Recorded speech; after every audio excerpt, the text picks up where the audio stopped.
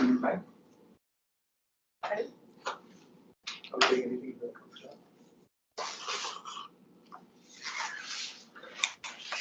I can hear you though. Okay, so we will start nonetheless.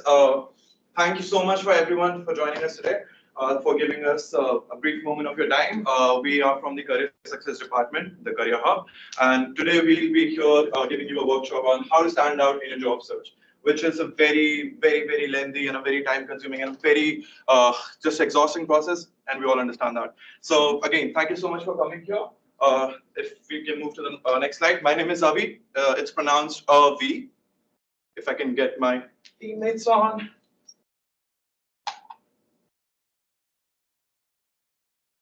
Ooh, fancy. Hi, I'm Jasni. It's pronounced as Jasni. And hi, I'm Manjali. It's pronounced as Manjali. Work. So, of course, again, we are from the Career Success Department, the Career Hub. But you'll be hearing this all across the presentation. It's just repeated everywhere.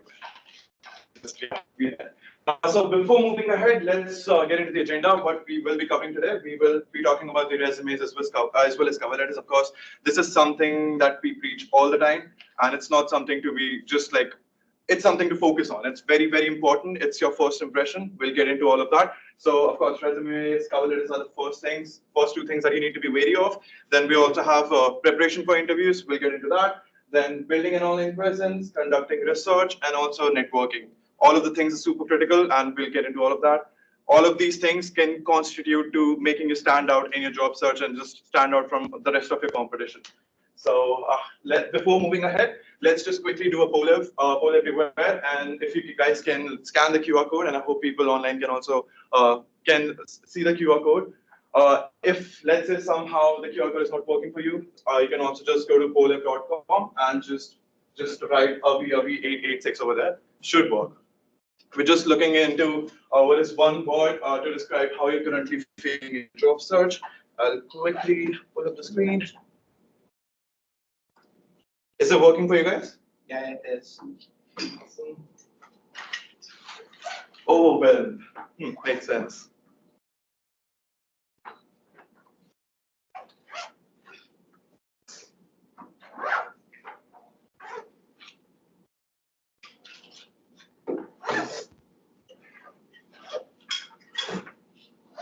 Nice emoji we got there.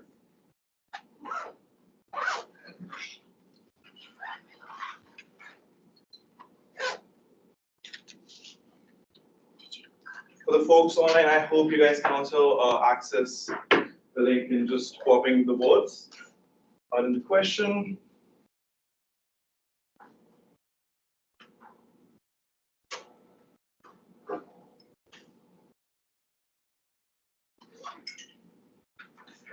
And again, you guys have the liberty to just spawn with the whatever words are coming to your mind. It's not just like one word that you can put into it. If you feel like there are more emotions that you want to get out of into this question, you guys are completely free to do that. Maths. What is maths?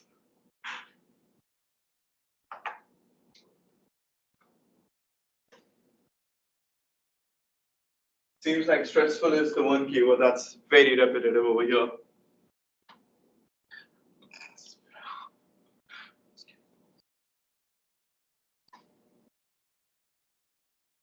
Maths. Have some maths levels over here.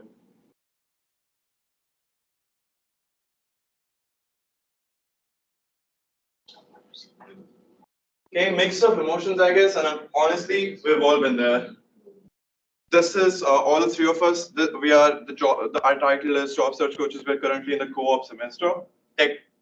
Believe me, guys, we've all been there. Just finding a co-op was extremely this exact emoji. It was just very exhausting. It was very stressful. As you can see, it's one of the main keywords over here. Let me quickly switch back.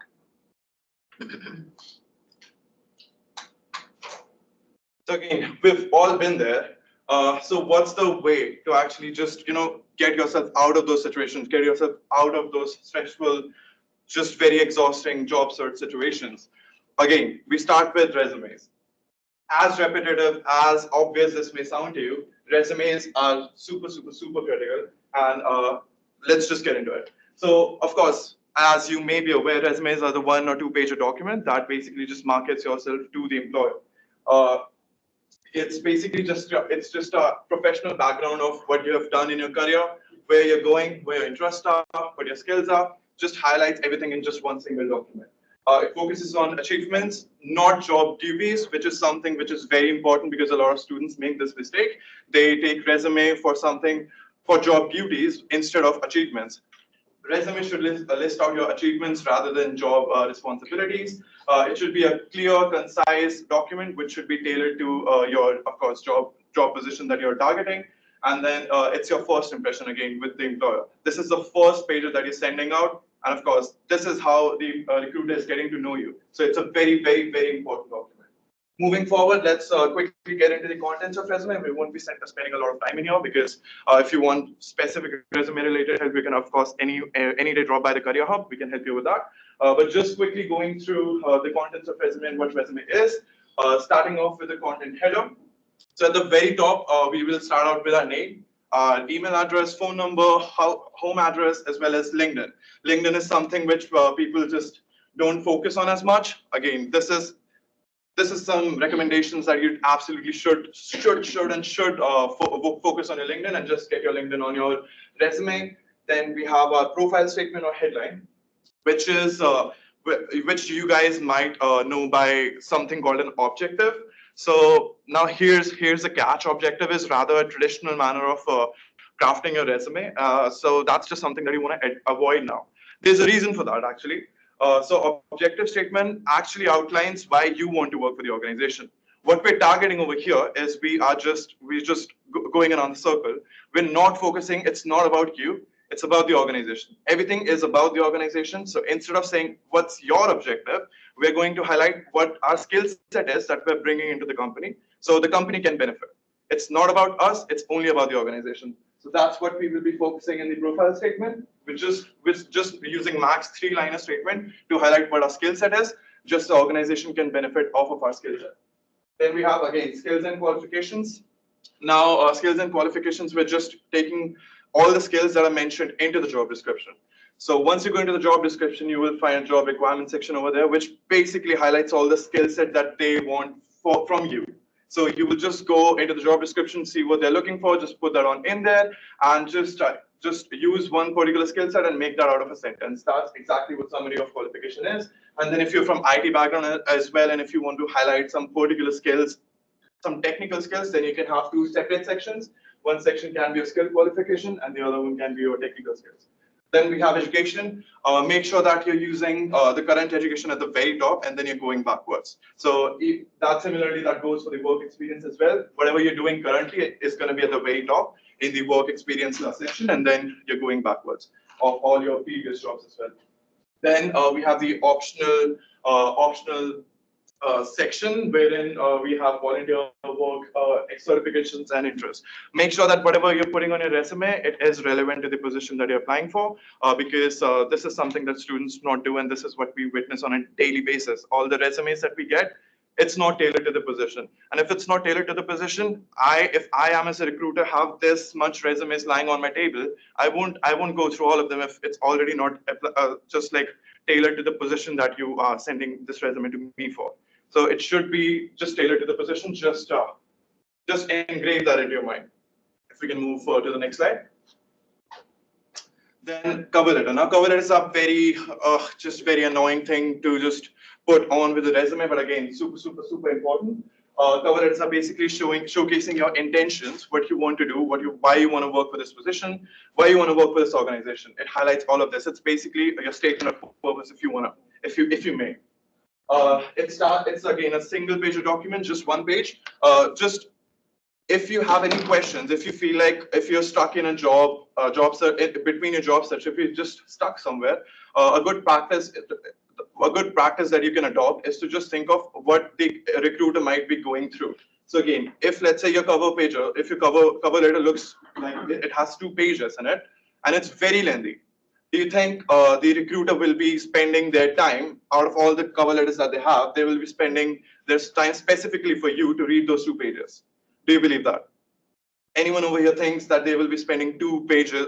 They will spending their time out of all the cover letters that they have. They will be spending so much of time on just your cover letter.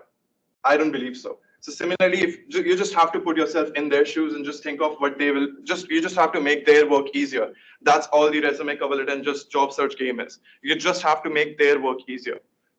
Should be a single space document, and then how you can do that is just instead of having double spaces within your resume, cover letters, you can just get all of your sentences into just a single space. So it just also minimizes the space. Then of course make sure that there are no spellings as well as grammatical errors. This is again a very common statement, but again it's just something that we see on a regular basis. A lot of students have so many grammatical errors in their resume. So if you feel like you are unsure of if you have some or not, just drop by the Career Hub and we will be happy to look into it. And then lastly, avoid using the personal pronouns, that is the I statements. Now, again, this is statement of purpose, right? In a way. So you're showing your intentions over here. I statements are okay to be used in there, but you just have to make sure that you're minimizing the use of I statement as much as you can. You don't have to fill your cover letters with I am this, I am that, I have this, I am that. That does not sound professional. You just have to sound professionals, and you just have to make sure that you're minimizing the use of your I's, my's, or any first person perspective things. Moving on, just get into cover letter section. Of course, we start with the cover letter header. Whatever you did for your resume, whatever you had on your resume, copy that entire thing, post it to the cover letter. The entire header section, which has your name, your email, your LinkedIn, home address, everything as it is, it just goes onto your cover letter. Then the format for the cover letters goes, we start with the date. Then the next thing is employer's name, comma, employer's title.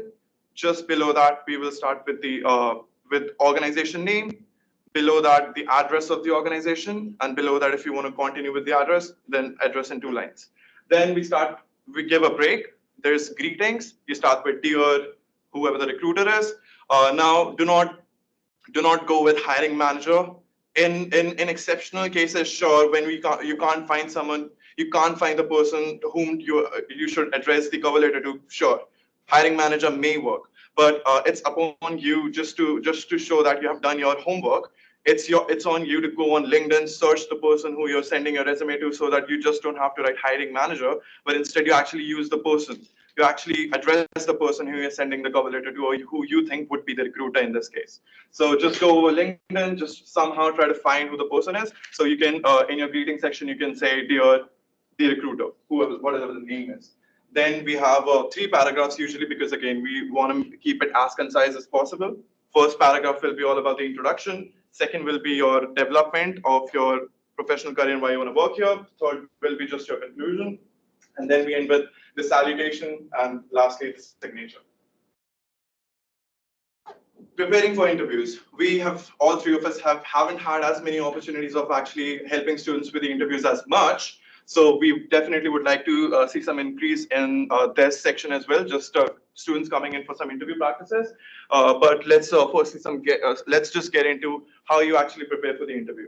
Again, all these pointers may sound obvious to you, may sound like it's common sense, but trust me, it's not something that students do on a regular basis. So that's why these are all the pointers on here. First being researching the company. You should know what you're talking about when you're going into the interview. It's very common sense, but again, a lot of students, they forget to do it. So it's always a good practice to just be wary of this. You have to research the company. You should understand what the company is about, what company stands for, what are the ulterior motives of the company, what's the values that the company holds. All of these things comes under researching the company. Then we start with analyzing the job posting. What is this job about? What am I doing here? What will be my roles? What's my day-to-day gonna look like? That's some of the things under the job posting. Then practice interview questions. Here we will just be, you can use ChatGPT for this. It's a great AI tool to use. Just go on ChatGPT and ask them for some questions that will be relevant to the position that you are applying for, where you're going to interview for. So probably just go to ChatGPT and ask, just copy paste the job description exactly to ChatGPT, ask ChatGPT to just pop up some questions regarding some open-ended behavioral and situational questions that may come up in the interview. And I'm sure it's going to give you a lot of related questions. So just practice those questions, then prepare insightful questions to ask. Now, again, this is, I believe, not something that a lot of students know, but what you have to do is right after you end with your interview, a good practice is to ask back some questions to the recruiter that you're interviewing, where you're interviewing. So what this shows is actually that you're actually curious in the position that you're applying for. You're actually curious in the organization, and you're curious to work here. So it's always a good practice to ask some insightful questions right at the very end of the interview, and the interview will give you some space to ask some questions as well. Then practice mock interviews. And again, here Career Hub is going to help you immensely, wherein you can just drop in, or we can also help you book appointments with some career consultants, co-op consultants, that are industry level experts with whom you can practice mock interviews just right before you actually go for the real interview. Then comes dressing professionally. How many of you actually attended the career fair that happened just like a month back? 3 of you, 4 of you, a few of you. How many of you guys did actually see like people dressed in professionally as compared to how people were just there casually, just with their bags around, just in their pajamas or something? Quite a few. There were so many people over there who were just dressed casually. This is not something that we want to portray. It's a job interview. It's a career fair. We're there to network with other persons. So dressing professionally, again, it sounds very commonsensical. Oh, yes, I have to dress professionally. Not a lot of students do it. So again, dressing professionally, and of course, staying positive and confident. Few things that you need to consider for preparing for interviews. Now, how do we actually conduct those research before going in for the interview? First is, of course, mission, vision, and value statements. All you have to do is just go to the organization website, go to the About Me section, and you will find all the information about what the organization does right then and there. Mission, vision, and value statements right then and there. What the organization stands for right then and there. What their values are right then and there. A very basic thing through which will be even helpful for you to craft your cover letters as well. But again, for interview as well, it's a good way to get some information on the organization. Then market research. Now, this is a rather advanced thing to do. So, for example, let's say if I'm interviewing for Apple Incorporation, I can just probably see what product Apple is selling to in a particular market. And now I can analyze what their competitors are. And I can, from my side, just to kind of prepare myself better, I can offer some advantages, or I can offer some solutions from my end just to show the interviewer that, okay, this person has done their research. That gives off a very good remark. So if you can do a market research, that's well and good. That's amazing. So that's also one of the tools that you can use. Then recent events within the organization. Let's say there have been some layoffs. Let's say there have been some there have been a huge hiring. Just go. You can definitely, if you can find some publications around the organization, well and good. But if you can find some knowledge around that, like if you can find some recent events, just so you show off the impression to the recruiter, to the interviewer, that you have done your homework. Because let's say if me and you are talking, I need to get the perception that you're interested in me. And how can you do that? You can show that you have actually done, you actually want to know about me, right? That's a great way to build on communication. That's a great way to build communication forward. And how you can do it is show that you have done prior research. Lastly, background, look for commonalities.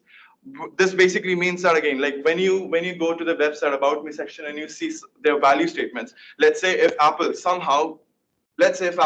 cares about sustainability, and let's say you care about sustainability, that's a great commonality between you and Apple. That's a great way through which you can show them that there is something common between us both. And so if I share the same values as you, I will work for your goal as well. That's all they're looking for. They want to know that you will work for them. You will give your 100% to them.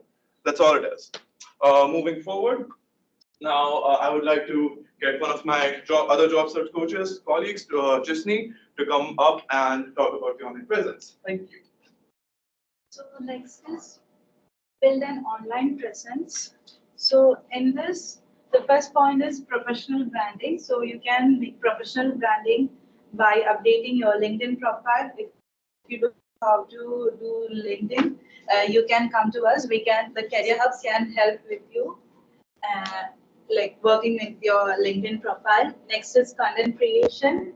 So that is also like like following, like active on social media, following the employers, the organizations page, your LinkedIn profile, make a good profile statement in the LinkedIn profile.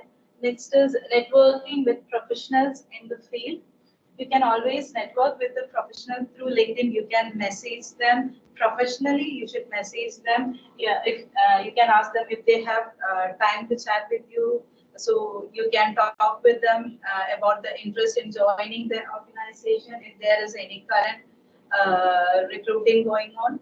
Next is create an online portfolio. In this, you can add your add if you're working on any events, any projects or something. If you have already done anything, especially for IT professionals, they add their projects in portfolio, so you can add like that. Invest in online learning and certification. So as a Georgian College students, you have free access to LinkedIn. So you can do LinkedIn courses and add those certificates in your LinkedIn profile.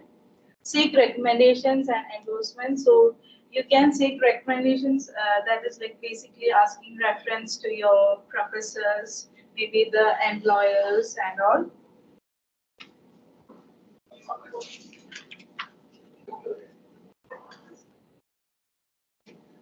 So next is gather information about potential employers and conduct research.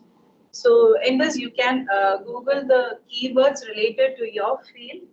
Next is follow people or companies on social media, on Twitter, LinkedIn, Instagram, and Facebook. So by doing this, you will get an update about the organization, what all events they are conducting on this organization, and what all their vision, mission, and all. Review company blogs, newspaper, magazines, then research company websites, annual reports, press release, then search job posting websites like Indeed, Glassdoor, and you are Georgian College student, so you can access Georgian Connects. In that, we'll post job posting for co-op, and even after your graduation, you can access Georgian Connects for 2 years. So for alumni also, there will be job posting. So you need to create an alumni account so you can access Georgian Connects after your graduation. Then check out small companies that they represent approximate 50% of jobs in Canada. And for networking, you can use this 5 Fs. Keep in mind, like for the these 5 Fs: friends, faculty, fellow peers and alumni, family, foundation, and association. So you should have a good friendship circle so that you might not know, like your friends might be working in an organization that you want to work. So if you are in good touch with them, you can always ask for a reference and all. So when you're networking, keep in mind of this 5 Fs. So next is network with intention. When you're attending industry events, you need to research about the event, what they are doing in that event. Next is you need to set up an objective. The next one is update your resume or portfolio. As Avi said, it's not compulsory to use the same resume for each job. You can always tailor the resume according to the job description. Then you can bring business cards. When you're attending an event, you can always bring your business card and give it to the employer. Next is after the event, you can always follow up the employer through an email or through a phone call. So this is more about like how to introduce yourself when you meet an employer.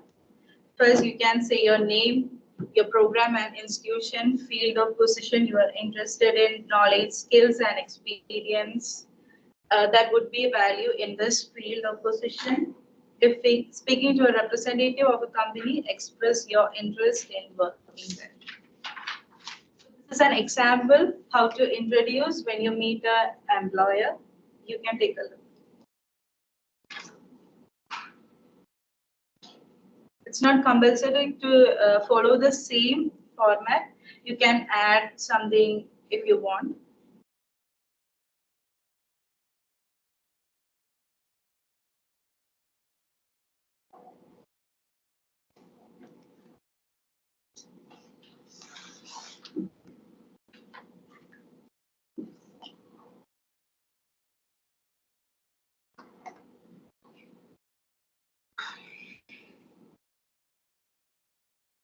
So next, Manjali will take over the presentation. Hi, like my friends talked about some tips for networking and the things that you can do before and during the networking events and stuff. So now, let's talk about the things that you can do during the networking event, like the things that the employers are asking from your side, or the things that you can ask from the employers from your side. So let's focus on the employer side. So these are some of the questions that might employers ask during the networking events. So let's go one by one. How has your education prepared you for work in this field? Why are you interested in working for our company? What are your transferable skills? Do you have experience in the field? What sort of projects are you working on right now? These are some of the questions. So you can always do a small Google research and get to know more of the questions that my employer can direct to you. The main reason for them to direct these questions is to get to know more about yourself. They want to know about your educational background, work experience, the projects that you did, those things. So always be prepared for these kind of questions. So now let's move on to the next slide. So these are the questions that you can ask from the employer. So if you have any doubt regarding anything, you can clarify them at that time. So again, let's go by one. What's the company culture like? Is your company facing any unique challenges? What's the best part of your job? So you have done your research. For an example, I read on your website that employees have recently presented at a national conference. Is that a typical opportunity in the job for which I am interested? What are you looking for in a strong candidate? So these are some of the examples again. So from this, you can show that you are interested in the specific company and you can make a positive impact from your side.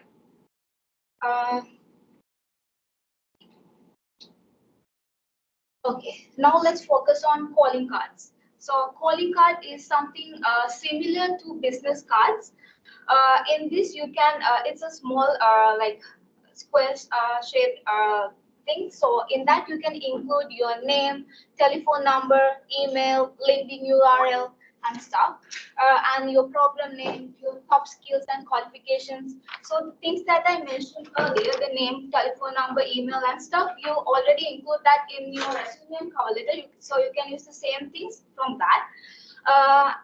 Apart from the program name and stuff, you can add a statement. So basically, we are adding a statement in the resume as well, 3-4 line statement. So in that, don't try to have a lengthier statement in the calling card.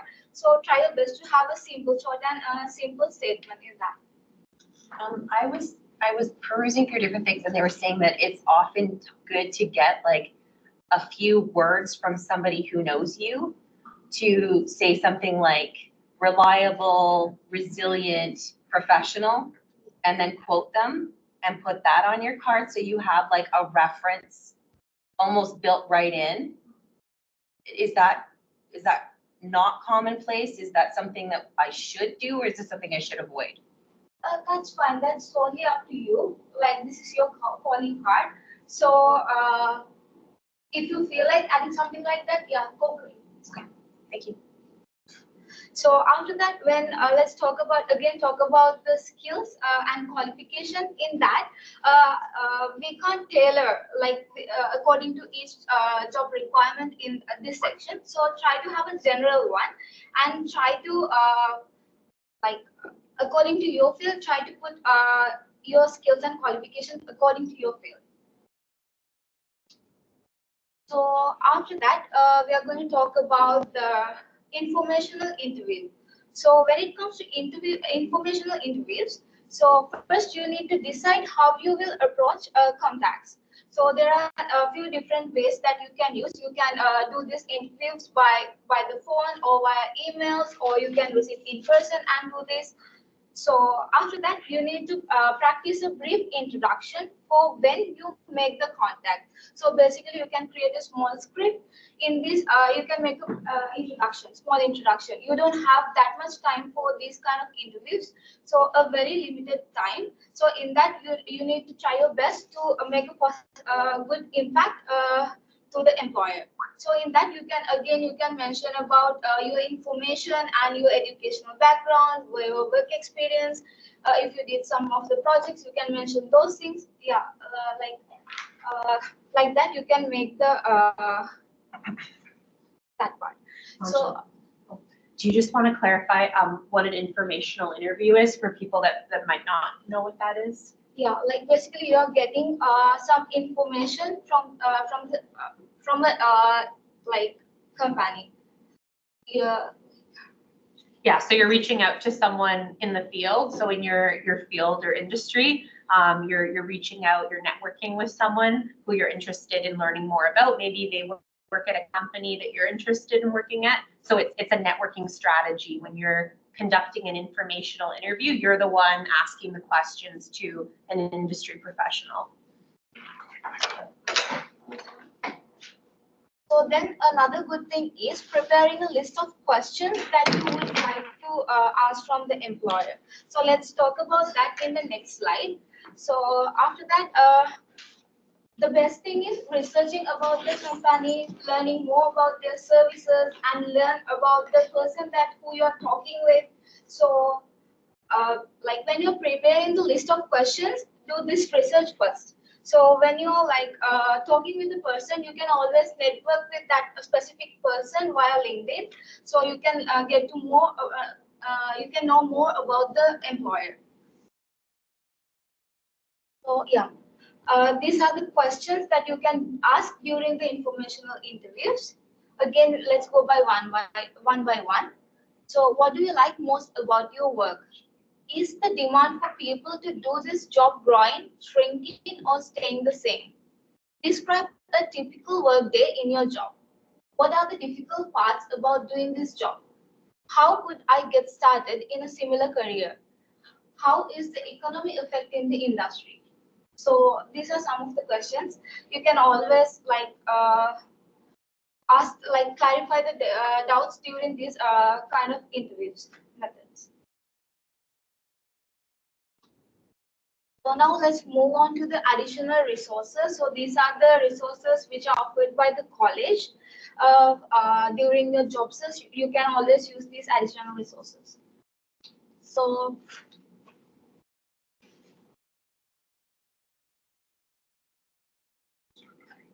okay, so first let's discuss about MyGC Live. In MyGC Live, basically you can get the samples for resumes, cover letters. If you need more additional information regarding the interviews and stuff, you can always go and get the help from MyGC Live. Yeah, so now I'm going to show you how to navigate in this. So first click on MyGC Live tab. So after that, you'll come to this page. Then on the top, you can see the student services right after academics. So click on that. Then you'll come to this page. So in the left side of that, click on the, so yeah, sorry. On the left side, you can see the career co-op field placement tab. So click on that. Then you'll come to the final page, which you can access the services. So click on the job searching tab over there. Then here are the resources which you can use when you're building up the resumes, cover letters, and for the interviews as well. So take a look. These are some of the samples for different purposes for part-times. If you're working if you need to have a technical skills section, you can refer those samples as well. This is the part-time resume. One good thing about this resources, this also mentions, like, let's say if you just graduating school, you don't have any experience, you don't know what to do, and a lot of students are like that. Completely fine.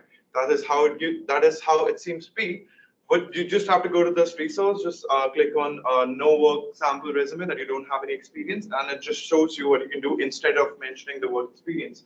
Over here, you can mention extracurricular activities that you've done in your school that you can use as a way to describe that, okay, you have done some work. Now, this is what is being related over here is something in the HR world called transferable skills. Now, this is something that is not as often highlighted, or that candidates don't often highlight, but it's very important as well. So I can give you an example for this. Let's say if consider me that I'm working for a McDonald's position. What am I using over there? I'm doing customer service. I'm just helping customers. I am coming over there and just greeting customers, making sure that they have the best customer satisfaction provided. Now, if I consider the position, the role that I'm in right now, job search coach, my role is that I'm going to be dealing with students. I'm going to be helping students. I'm making sure that the services that are being provided by the Career Hub, it ensures that the students leaves satisfied. It ensures that students knows about resumes, cover letters, and I have done my job. Now, both the things, even though sounds completely different. McDonald's is customer service. I'm here assessing students with resumes. The work is completely different, but the way that I'm navigating through is completely the same. In McDonald's, I'm helping them. Over here, I'm assisting them. Just a higher degree word. Over there, it's just that the end one, the client is different. Over there, it's just a regular human. I mean, students are human too. But it's just that the pathway is the same, but the client is different. That's all is happening. So the skills that I'm using over there, it's not like I cannot use those skills in mentioning that, okay, I have some experience, even though I have not done some work in data. If I've done something related to some other position, and if I can find something in that position that will relate to this new position that I'm applying for, you should 100% use it. Instead of just using that, oh, I've done this part-time, so I'm just going to mention it part-time because I haven't done any work. Instead of like doing that, look into what all of you have done assignments in your course, right? Look into your assignments, see what things that you've used in your assignments that this job actually requires. You can mention your assignments over here. You can mention all the academic projects in here. Instead of just mentioning that you've been doing part-time, just mention all the projects that you've been doing. It's just the same. The no work experience resume, it's just the same. It's just that instead of work experience, you're just mentioning all the work that you've been doing in your course. This is just one of the other resumes. That's just academic project. Going back.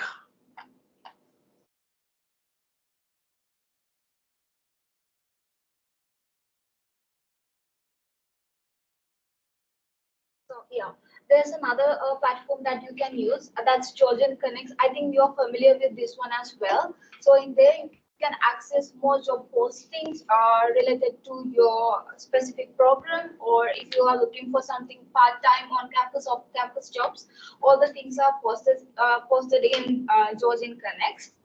And you can access the workshop calendars in that. And if you want to book an appointment with a career consultant or a co-op consultant, again, you can use this platform as well. So now I'm going to talk about the services that we are providing, the co-op and career department.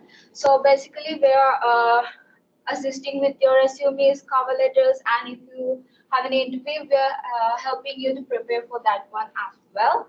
And if you need any help with the job search, and if you need any tips with networking strategies and stuff, you can always seek help from us, and as well as the career planning. So for the career planning, you can again seek the assistance from career consultants.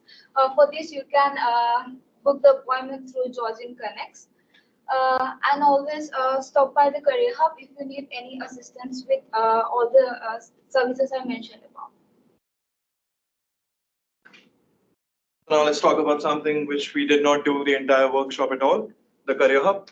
M204 is where you can find us in the M building, of course, Barry campus, of course.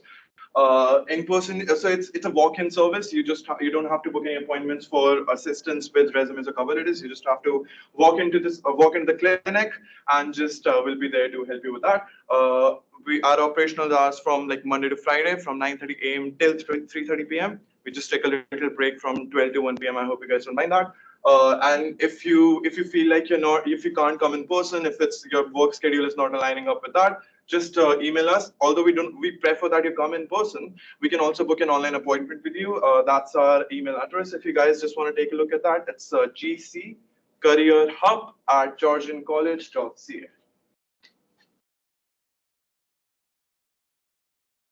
Again, this is something that was already talked about. If you feel like Georgian Connects is too difficult to operate and you want assistance with how to book the appointment, you can just drop by again to M204, and then we can just help you how to book an appointment. You can in fact call the number. It's just amazing.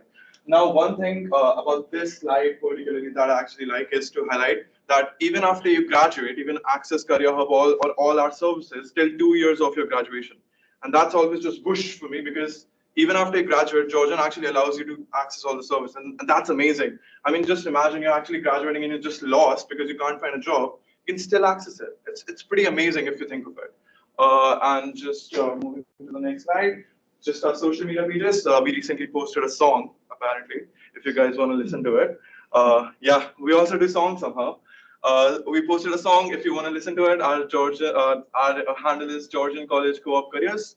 You can also find some useful tips over there because we just continuously post informational content. I think it's called infotainment, if I'm not wrong. And then, yeah, if you want to see, like, if you want to be just be reminded of any more workshops that are coming up, that's a great place to be on. Lastly, I just want to highlight one thing that you pointed out about the cards. For me, in my experience till now, what I've seen is that the whole experience with resumes and cover letters, it's all subjective. So for example, if you're submitting a resume to me, as compared to if you're submitting a resume to, let's say, Manjli, we both will have different opinions on it. That's why when you go to Google or when you find anywhere, you see all of different information, which is always contradictory because there's no one hard and fast rule. It's supposed to be subjective. It's supposed to be like that because every HR person will read it differently. It's not one universal rule that, okay, this is what's been outlined, so I will only go through that. It doesn't work like that. So similarly for your cards information, if you feel like that's more relevant for your industry, you should definitely go ahead and put it up. And if you feel like that's not actually going to benefit you, it's up to you as well. It's up to your research. We over here, Career Hub, we lay out a foundation for you guys to build on. We do not give you we of course help you with that, but more or less, I would say we lay out the foundation for you. It depends on each industry that you're in as well, because that will have different changes for you. So if you do have any questions, though, we are for the questions as well. Just let us know. Or if you feel like you don't want to go in public and have any questions, and if you want to meet us in private in Career Hub M204, you guys are surely welcome. Let us know if you have any questions right now.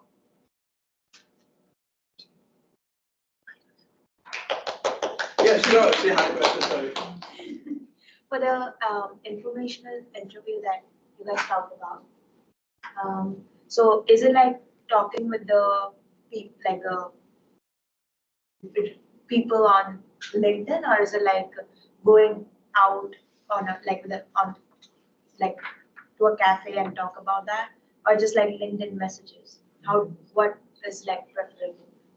What is like more professional? What would you recommend?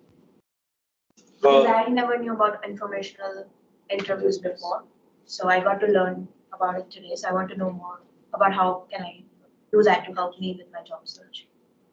So you can reach out the person on LinkedIn, then you can book the cafe thing if you want. It's not like that's necessary though. Like you don't have to meet them in person. It's just a great way to network, to show your face to them, to just make that network in person. Because of course you can network in person, I feel a little better than online. So if you feel like you can do it online as well, there's no problem with doing that. If you feel like you can continue that relation with them, you can build a mark on them. Sorry? Or set up a call. Yeah, or set up a call as well. So like, whatever works for you. It's not like, again, not a hard and fast rule. Whatever you feel is more comfortable for you as well as them, whatever fits your time schedule, you can go ahead with that.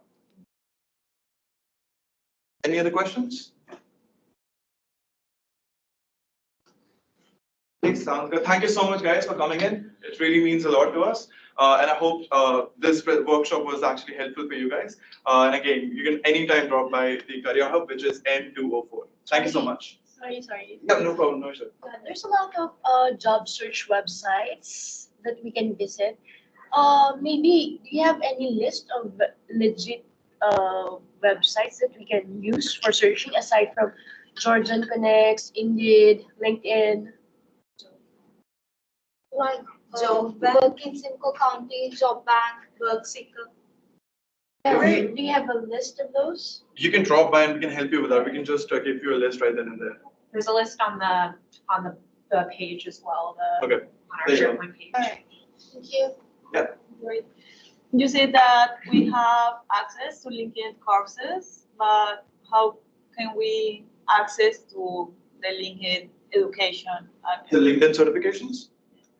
So for me, it was always a problem. Even when I was a student, I wasn't able to figure out. So the best way that worked out for me was going to the library. Just pull it up. So going over here, then library. I think it was database, and just going to L over here, and it shows LinkedIn Learning right here. So you click on it from here, and then because you're already signing in from Georgian side, so it automatically works. Because if you do it outside, it doesn't work somehow. So if you want to go through that way and try it out, yeah, I should work. Any other questions? Hey, thank you so much, guys, for coming in. Really means a lot. Take care.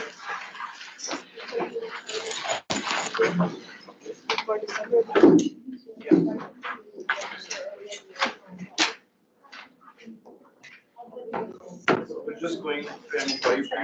Yeah. You want to just hop in? Is it okay?